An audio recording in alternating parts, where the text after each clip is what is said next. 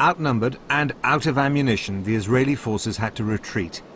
But they had bought time to establish a defense line further north, where the Egyptians were stopped before they could reach Tel Aviv. After nearly a month's fighting, the United Nations secured a 4-week ceasefire. During the truce, both sides rearmed, but Israel had the edge, with big deliveries from Czechoslovakia of modern weapons, including heavy guns and aircraft.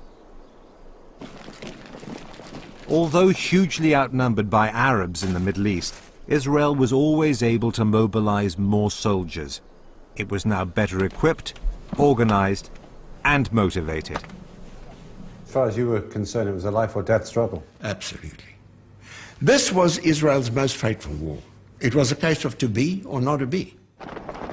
When the ceasefire ended after a month, the Israelis were ready for what one of their top generals called a series of sharp, short, decisive, and victorious engagements.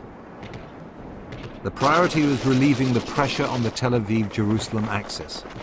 Lid and Ramleh, two adjoining Arab towns close to Tel Aviv, were the targets. What happened here was one of the most controversial episodes of the entire war. The Israelis scored a major strategic victory. They secured Tel Aviv and the center of their new country. In the process, tens of thousands of Palestinian Arabs lost their homes, and hundreds of them lost their lives.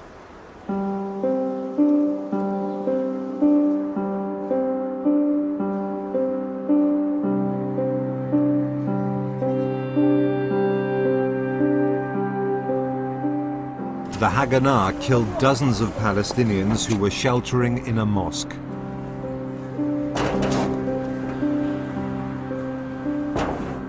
Some of them just left their houses and found this place as a refugee, most of the families. And they thought that this is the way they are very safe in this place. The Haganah army, when they got inside the city, after fears of fighting between the Palestinians and the Haganah, they just came inside this mosque and they just killed all of the people inside here. Women, children, old people, all of them were shot. It was a big massacre.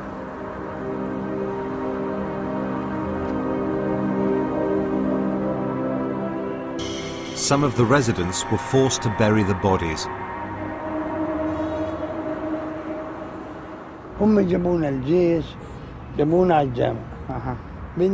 The army took us to the mosque to take the dead to the cemetery. We entered one room. There were 60 or 70 bodies inside. Later they covered them with clothes and poured petrol and set them on fire. There was a woman dressed in peasant clothes. Next to her were two little girls. We carried them and put them over there. They were the only ones who had a proper burial.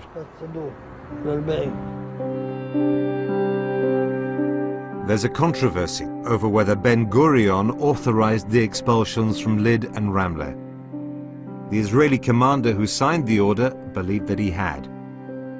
More than 50,000 Palestinians were forced out. It's not a secret anymore.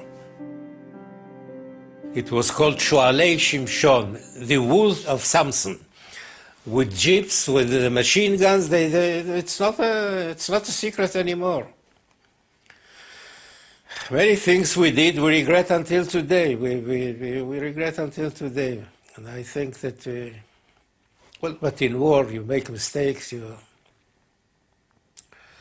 Anyhow, there was no clear order from Ben-Gurion how to deal with the inhabitants in an occupied village. But could Israel have functioned with a big town like Ramleh, full of Arabs? Could you have built a state if you had that many Arabs living right in the center of the country? No. Many refugees died on the long walk to the Arab lines. The offensive ended with another UN truce.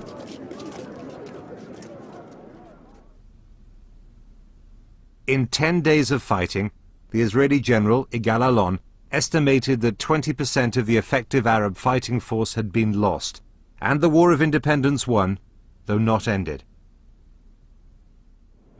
In the remaining months of the war, there were more Israeli offensives, more Palestinians were forced out, and there were more ceasefires. Of the invaders, only the Arab Legion in Jerusalem and the West Bank could claim any success. The others were humiliated. When the Second War came, it was not in favor of the Arabs.